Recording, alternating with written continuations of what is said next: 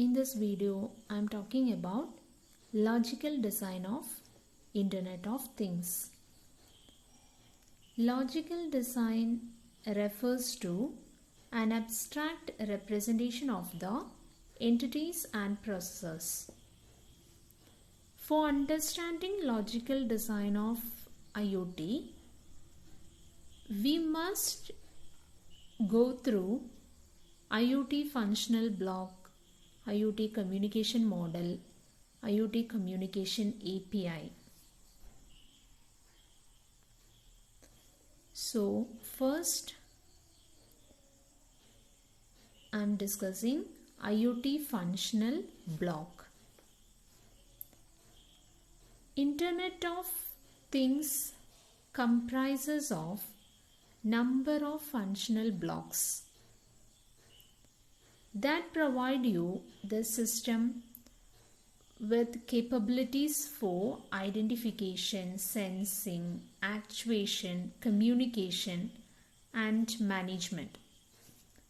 Functional blocks are application, management, services, communication, security, and device. IoT system comprises of devices that provide sensing, actuation, monitoring, and control functions. Communication handles the communication for the IoT system. Services for device monitoring, device control service, data publishing services, and services for device discovery. Management provides various functions to govern the IoT system. Security block secures the IoT system. How they secure? They provide functions such as authentication, authorization, message content integrity, data security, like that. Application is an interface that the users can use to control and monitor various aspects of the IoT system. And this application block also allows users to view the system status and to view or analyze the processed data. Next one, IoT communication models.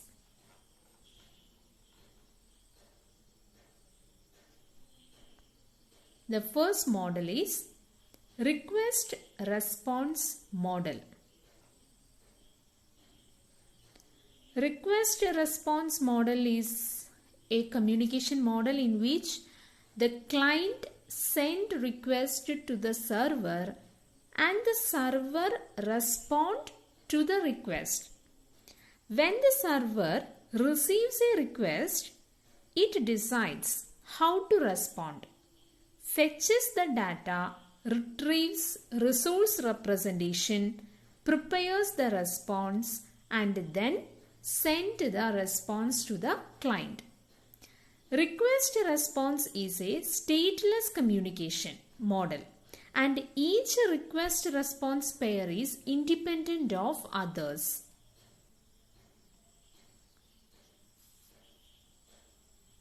Here, HTTP works as a request response protocol between a client and server. A web browser may be the client, and an application on a computer that hosts a website may be the server.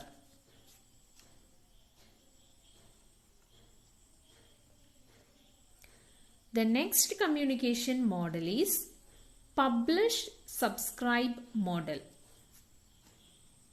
Publish-subscribe communication model involve publishers, brokers, and consumers.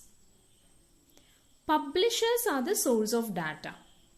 They send the data to the topics which are managed by the broker. publishers are not aware of the consumers, but consumers subscribe to the topics which are managed by the broker. When the broker receives data for a topic from the publisher, it sends the data to all the subscribed consumers.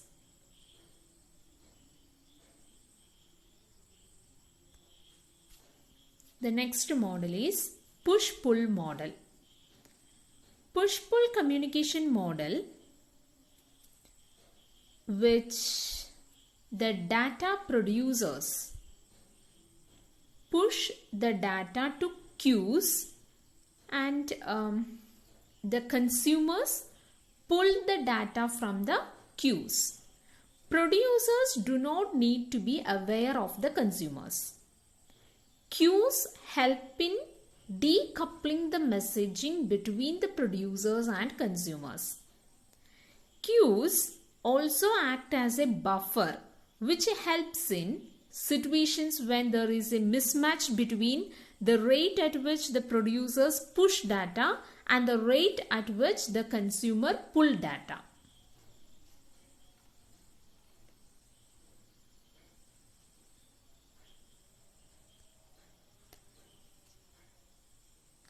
The last communication model is exclusive pair model. It is a bidirectional model and also fully duplex model that uses a persistent connection between the client and server. Connection is set up, it remains open until the client sends a request to close the connection. Client and server can send messages to each other after connection setup. Exclusive pair is stateful communication model and the server is aware of all the open connections.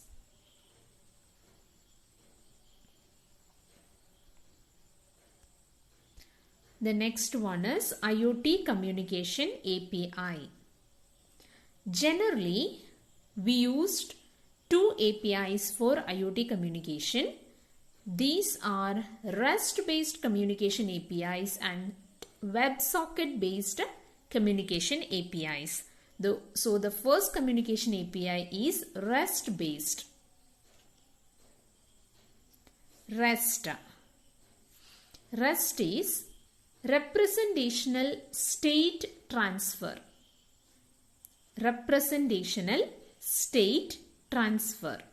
It is a set of architectural principles by which you can design web services, the web APIs that focus on systems resources and how resource states are addressed and transferred. REST APIs follow the request-response communication model. The REST architectural constraint applied to the components, connector and data elements within a distributed hypermedia system. And here, RESTful web service is a web API implemented using HTTP and REST principles. REST is most popular IoT communication API. And GET is the list of URI and perhaps other details of the collection's members. Put is replacing the entire collection with another collection. The post HTTP packet creates a new entry in the collection. The new entry URI is assigned automatically and is usually returned by the operation. Delete the entire collection.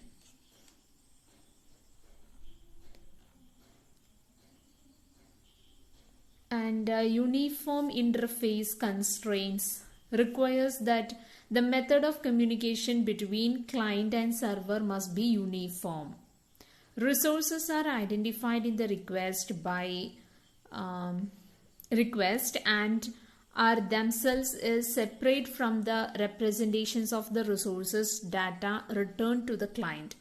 That is, when a client holds a representation of resources, it has all the information required to update or delete the resource. Each message includes enough information to describe how to process the message. And the next communication API is WebSocket based.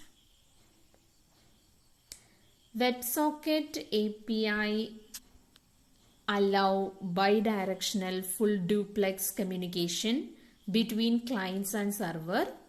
WebSocket API follows the exclusive pair communication model. It allows full duplex communication. That is, do not require new connection to set up for each message to be sent. WebSocket communication begins with a connection setup request sent by the client to the server. The request is sent over HTTP and the server interprets it as an upgrade request. If the server supports WebSocket protocol, the server responds to the WebSocket handshake response.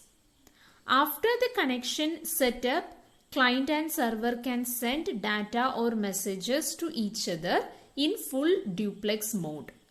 WebSocket API reduces the network traffic and latency as there is no overhead for connection setup and termination request for each message. WebSocket suitable for IoT applications that have low latency or high throughput requirements. So WebSocket is most suitable IoT communication APIs for IoT system.